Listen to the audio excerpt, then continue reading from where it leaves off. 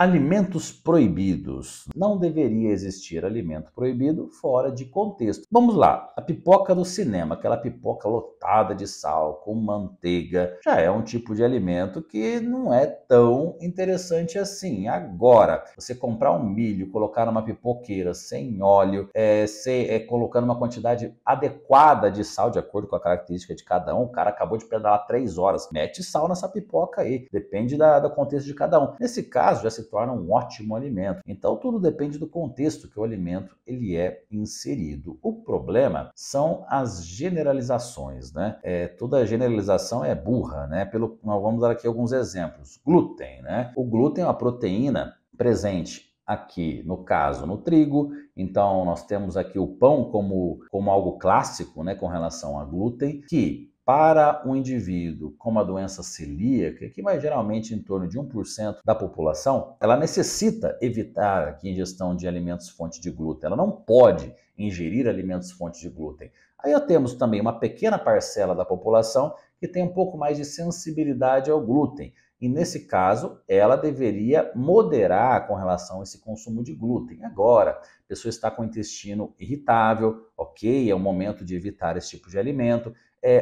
Doenças autoimunes têm uma relação também com glúten, nós preferimos evitar esse tipo de alimento. O problema é a visão do glúten e emagrecimento. Vamos lá, a pessoa come 8 pães franceses por dia, com manteiga. Aí ela corta o glúten, ou seja, ela para de comer esses 8 pães. É claro que ela vai emagrecer, só que ela vai atribuir o sucesso do emagrecimento à retirada do glúten, isso não tem nada a ver. Então não é que também pode comer glúten à vontade. Não! Agora, o glúten em excesso, ele vai afetar aqui a sua microbiota intestinal. O problema é o cara que come 8 pães. E, enfim, essa que é a dificuldade de hoje você lidar com essas informações soltas por aí. Porque é como se realmente o alimento ele é bom ou ele é ruim, mas o depende não existe mais, né?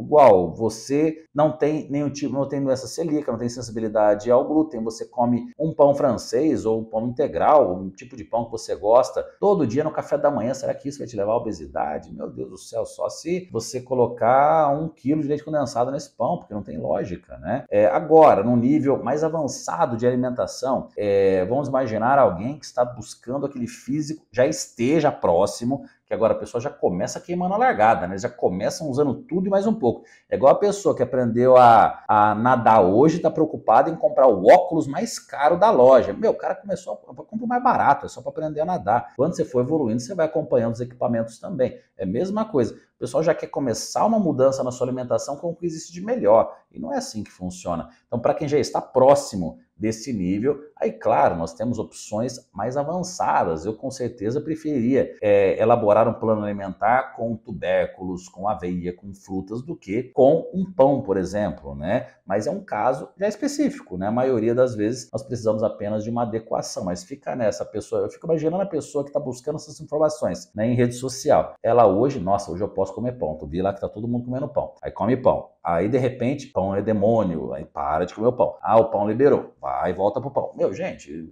que loucura é essa, né? Frutas, chegamos aqui ao cúmulo, né, de termos até profissionais dizendo que fruta engorda, né? Como eu disse, nunca ninguém chegou no meu consultório, nossa, eu tô obeso porque eu tô exagerando no morango. Antes de dormir, eu pego uma caixa de morango e como. Isso não existe, né? O que acontece são pessoas que engordaram comendo tudo errado, querendo emagrecer cortando frutas. Então, claro, vai ficando cada vez mais complexa a alimentação e cada vez mais difícil de ser mantido isso a longo prazo. O melhor planejamento alimentar é aquele que tem aderência, ponto final. E uma alimentação sem frutas, exceto que aquela pessoa que odeia frutas, mas talvez é um trauma de infância, ou não conhece as várias opções de frutas que nós temos, né, que não vai gostar de fruta, isso é muito difícil. Pasta de amendoim, né, algo que se tornou muito relacionado, por causa de jogada de marketing, né, muito relacionado com esporte. A pasta de amendoim, ela teve o seu boom nos Estados Unidos no início do século XX, por causa de uma recessão, uma crise muito grande nos Estados Unidos, e a população, boa parte, precisava de alimentos de alta densidade energética e baratos. Aí veio a famosa manteiga de amendoim, né, que é um alimento muito gorduroso e muito energético. E associaram recentemente no Brasil, né, nos últimos anos, a pasta de amendoim com esporte. Mas assim, pessoal, não tem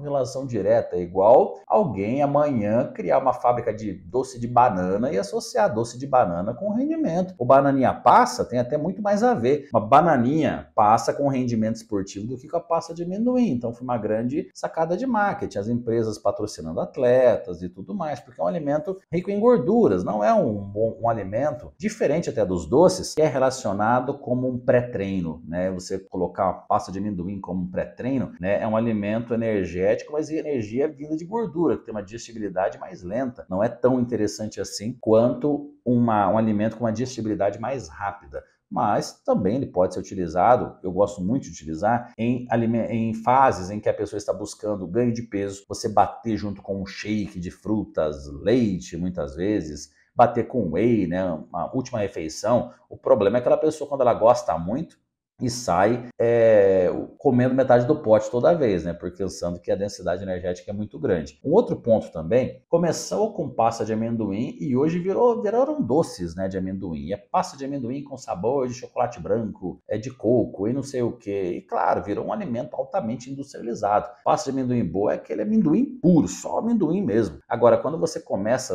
essas misturas, né, você já vai deixando a densidade energética cada vez mais alta, porque ele reúne a gordura do amendoim mais açúcar adicionado de outros ingredientes e vai se tornando aqui uma bomba, né, com relação à energia, que pode ser interessante para quem está buscando resgatar aqui um estado nutricional. Imagina lá uma pessoa mais velha que está buscando ganhar peso, é ótimo, né? Você faz um shake, é fácil de consumir, até mesmo no pão. Agora, o problema é o pessoal usando para emagrecer, né? Aí é um cuidado maior que a gente precisa ter. Batata inglesa. Engraçado que a batata doce é tão relacionada à musculação, à energia, e realmente é um excelente alimento. Agora, a batata inglesa todos têm medo. Por quê? Por causa do índice glicêmico. Índice glicêmico, carga glicêmica. A concentração de carboidrato na batata inglesa não é tão grande.